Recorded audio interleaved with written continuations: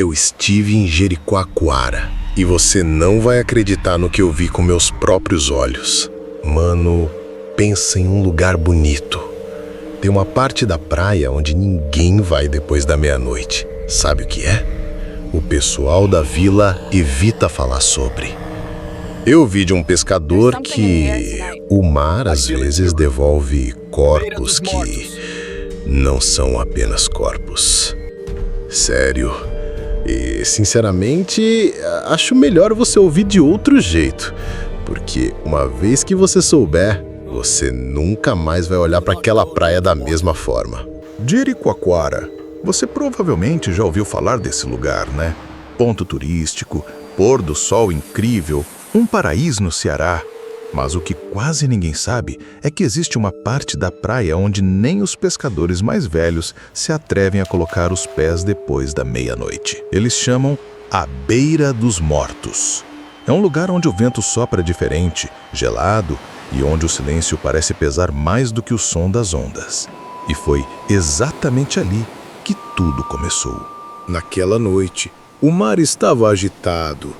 Pescadores puxavam suas redes, esperando encontrar tainhas, mas o que veio não foi peixe. Foi uma mão, branca, inchada de água, se debatendo entre as malhas como se ainda tivesse vida. Alguns gritaram, outros largaram a rede, mas ninguém teve coragem de correr, porque no fundo todos sabiam. Aquele corpo não era estranho à vila. A maré estava devolvendo alguém, e não era a primeira vez. Naquele fim de noite, os pescadores cercaram o corpo na areia. A luz fraca das lanternas iluminava o rosto pálido, o cabelo grudado de sal e os dedos enrijecidos. Mas havia algo estranho. Ele não parecia morto de verdade. A pele estava intacta, como se tivesse acabado de sair do mar. Sem sinal de apodrecimento, sem cheiro, sem nada. Alguns juravam que o viram mexer os lábios, como se murmurasse palavras que ninguém conseguia entender. Eles tentaram fazer o que sempre faziam com os corpos que o mar devolvia. Cavaram um buraco fundo, longe da maré, rezaram baixinho e enterraram.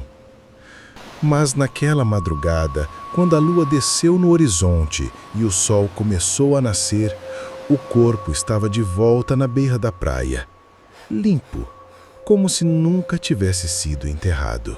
A areia cuspia de volta. Foi nesse momento que seu Raimundo, o mais velho da vila, falou baixo, olhando para os outros com os olhos marejados. Não encarem os olhos dele. E nunca respondam se chamarem vocês pelo nome. O silêncio foi tão pesado que só se ouvia o vento passando, assobiando por entre as palhas das casas. Na noite seguinte, mais pescadores foram até a beira da praia. Queriam entender o que estava acontecendo. Ficaram em círculo, encarando aquele corpo parado na areia. E aí, as vozes começaram. Primeiro, um sussurro misturado ao vento, como se fosse apenas imaginação. Depois, mais claro, chamando um por um com a voz de gente conhecida da vila. Uma mãe já falecida chamando pelo filho, um irmão morto chamando pelo outro. Cada pescador ouviu algo diferente, mas todos sentiram o mesmo arrepio na espinha. As lanternas começaram a falhar. O vento aumentou. E uma luz azulada apareceu na areia como se a praia tivesse ganhado um brilho sobrenatural.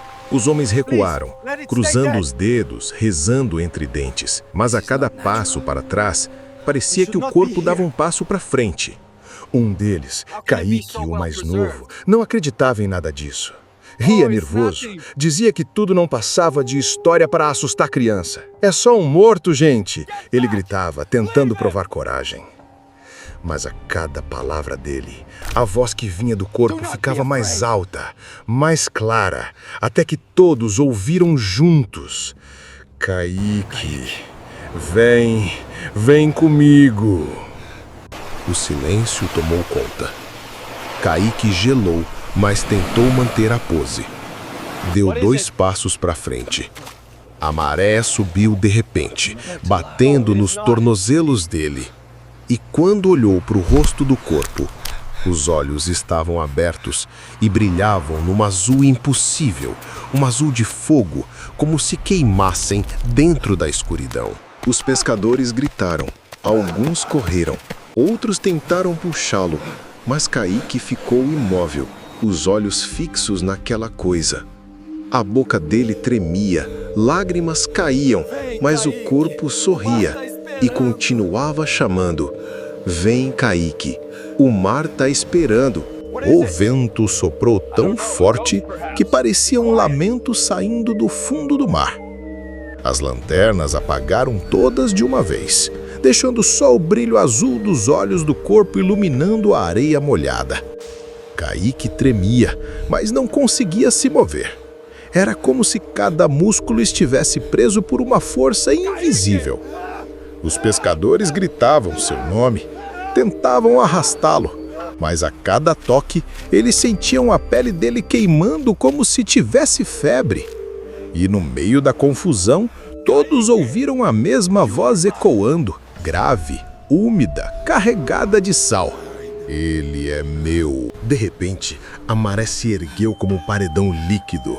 Uma onda enorme, impossível para aquela praia calma, avançou com fúria, mas não quebrou sobre todos. Não, ela se abriu só diante de Kaique e do corpo. Era como se o mar tivesse criado um corredor escuro, chamando os dois para dentro. O corpo se levantou, arrastando pés pesados de areia, e andou na direção dele. Os olhos azuis ardiam, refletindo nas lágrimas do garoto. Kaique chorava e ria ao mesmo tempo, como se não fosse mais dono de si. Seu Raimundo, desesperado, segurava um crucifixo de madeira e gritava rezas misturadas, mas sua voz era engolida pelo rugido do mar. "Kaique, não olha!" ele berrava. Mas já era tarde. O garoto deu o primeiro passo dentro do corredor de água, e o corpo, agora de pé, abriu a boca, cuspindo água do mar como se tivesse acabado de emergir do fundo. A vila inteira começou a se juntar na beira da praia, atraída pelo barulho. Mulheres choravam, crianças eram puxadas pelos braços, mas ninguém ousava atravessar a faixa de areia iluminada pela luz azul. O vento trouxe sussurros, muitos sussurros, centenas de vozes diferentes chamando pelo nome de cada um. E o mais assustador é que eram vozes de gente morta, pais, irmãos, amigos afogados. Todos reconheciam alguém naquela ventania. O corpo estendeu a mão para Kaique. E ele, como se estivesse em transe, estendeu a própria mão de volta. No momento em que os dedos quase se tocaram, a praia inteira tremeu, como se a terra tivesse vida. A areia afundou sobre os pés do garoto. Os pescadores correram para segurá-lo, mas uma força brutal os jogou para trás, como se uma parede invisível tivesse surgido entre eles. E então, aconteceu. O corpo abriu os olhos ainda mais, deixando escapar 2 lágrimas azuis que caíram na areia e viraram pequenas chamas. O mar rugiu alto, e quando Kaique finalmente tocou aquela mão fria, a onda se fechou sobre os dois, arrastando-os em um único golpe. O grito dele ecoou pela praia, misturado com o som das vozes que não pertenciam a este mundo. Foi um grito que parecia não acabar nunca. Depois, silêncio. O mar se acalmou, como se nada tivesse acontecido. Os pescadores, ofegantes, se levantaram da areia.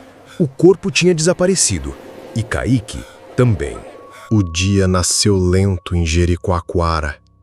O sol dourava a praia como se nada tivesse acontecido. Mas os moradores sabiam a verdade. Kaique não estava mais lá. Nem ele, nem o corpo. Só restavam na areia 2 marcas profundas de pés molhados lado a lado, caminhando em direção ao mar e parando bem na beira da água, onde se apagavam. Desde aquela noite, ninguém mais teve coragem de pescar naquele pedaço da praia. E até hoje, dizem que quando a maré sobe e a lua está cheia, Ainda se ouvem vozes chamando os vivos pelo nome.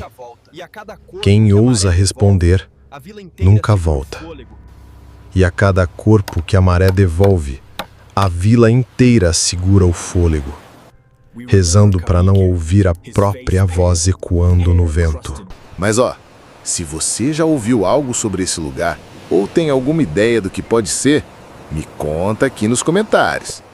Não deixa de curtir se você também ficou com a pulga atrás da orelha.